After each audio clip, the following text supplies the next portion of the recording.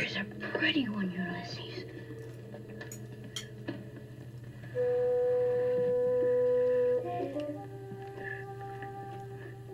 There it is. Hello BookTube, I'm Sean the Book Maniac. Welcome back to my channel. Today I have a hopefully very short review of the 2016 novel Barkskins by Annie Proulx. I read this earlier this month. It was a buddy read with Claire of Claire Reads Books. She's still reading it, finishing it up, but I read it in the first 10 days of the month. I read 7 chapters a day for 10 days. I usually read longer books like that, spread out over a longer time, so it was quite interesting to read it in a rather concentrated period and only be reading that, aside from a couple audiobooks. But I'm here to say that I was quite disappointed in this book. This was a 3-star read. I know for some people who use the 5-star system, a 3-star read is a rather decent rating, but for me it is a bitter disappointment of a rating. 3 stars for me means I didn't really like it, and unfortunately I didn't. I had read Annie Proulx's novel from about 20 years ago, The Shipping News, twice, and it's probably within the top 10 of my favorite novels of all time. I loved it even more when I reread it a couple of years ago, and her short story that became the movie Brokeback Mountain is also very near and dear to my heart. So in a way, she's one of my favorite writers, and I thought this was a very disappointing novel, even though there were things that I liked. So I'm parting company here with such BookTube luminaries as Steve Donoghue, who has written a wonderful review of, I think, for the Christian Science Monitor. I'm going to put a link to that great review in the show notes. And Jennifer of an Insert Literary Pun gave a very fair review, but much more glowing than mine will be. Some of the flaws that she identified that didn't bother her very much bothered me a lot more, but please check out her review. So I'm not going to make a long one because lots of great people have weighed in. This is a 700 plus page novel. I did it as an ebook. I'm not sure what the actual physical book page count is, but it's well over 700 pages. And it starts in about 1690. 2 indentured Frenchmen come to New France, i.e. Quebec. Basically, they're enslaved by some French guy, New France guy. One of them, René Salle, stays with this guy and eventually marries into the indigenous tribe, the Micmac tribe. And so half of the book is his descendants, who are mixed race. In Canada, the word we use is Métis. And depending on who you talk to and whether you're talking culturally or legally, Métis basically means mixed race, indigenous, European race. The other guy is Charles Duquet, and he escapes from this really slave-driving man that he's indentured to. And then he goes off and becomes a businessman, mostly in the American colonies and later the United States, well, his descendants into the United States proper. The indigenous Métis descendants of René Salle and his Micmac wife form about half of this novel, and the descendants of Charles Duquet, who I can't remember if it's him or one of his descendants, later anglicizes the name to Duke.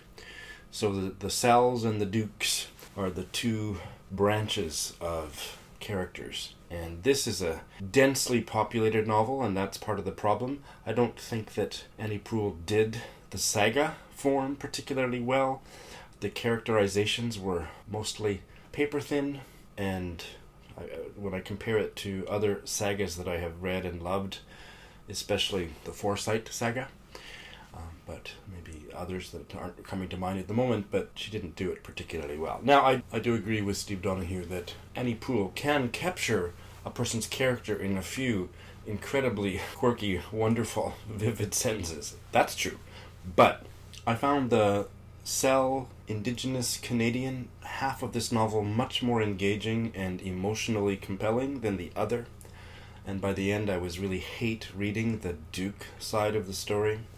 I was quite unsatisfied with that. I wasn't completely happy with the Salle Métis half of the novel either, but for me it was much stronger. Now, this was an ambitious novel, so you go, girl, Annie, for trying, but it didn't work. Not for me. It worked for many other great readers like Jennifer and Steve, so, take my review with a huge shaker of salt. But for me, it didn't hang together at all.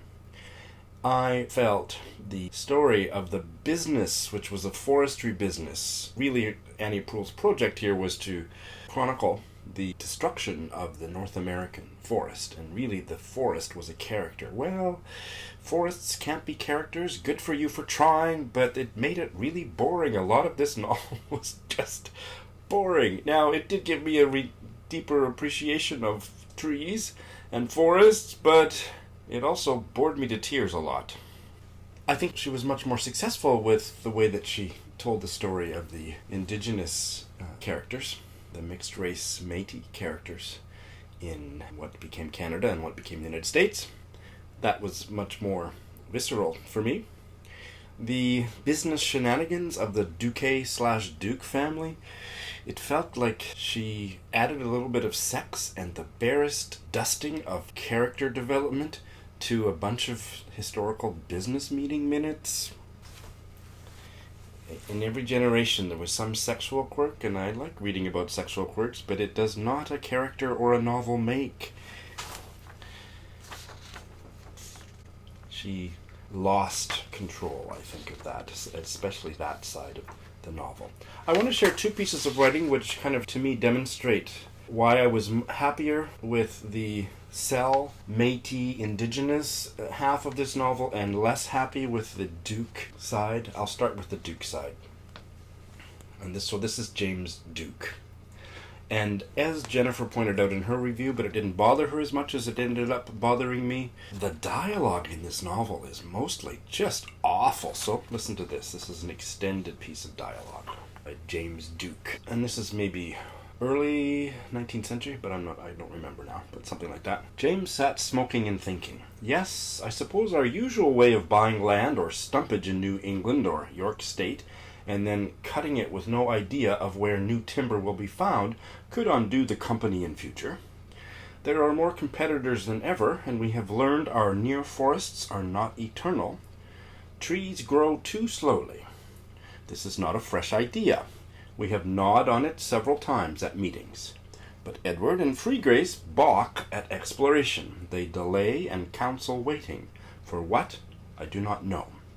I recall that at a gathering several years ago, Cyrus spoke of excellent chances in Pennsylvania, but Edward said, "Not now, not now," and our competitors gobbled them up. Well, that kind of dialogue just doesn't work for me. It may work for you. There was a lot of conveying the cultural, historical things, factors that were shaping the forestry business, the logging timber business, and I just found that really dry and not a really effective way of creating narrative, and this one struck me as particularly bad.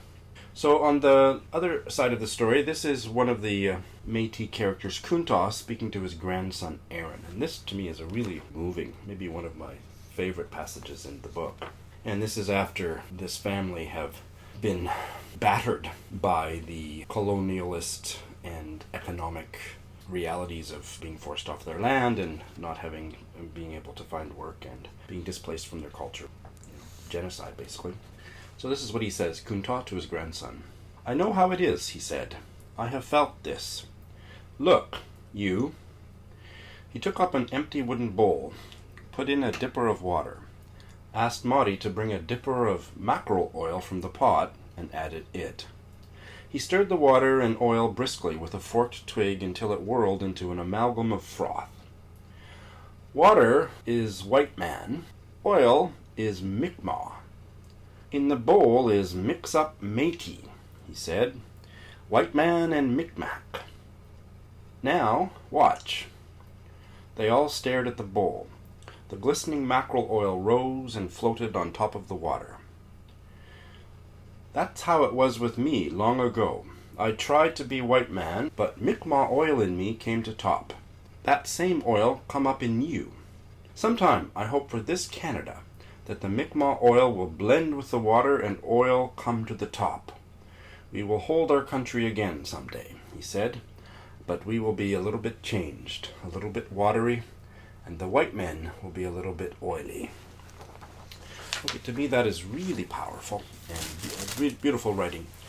Annie Proulx is a beautiful writer, and she's one of my favorite writers, and this was a case for me of her biting off more than she could chew, or maybe just writing a novel that just didn't appeal to me. But I was quite disappointed.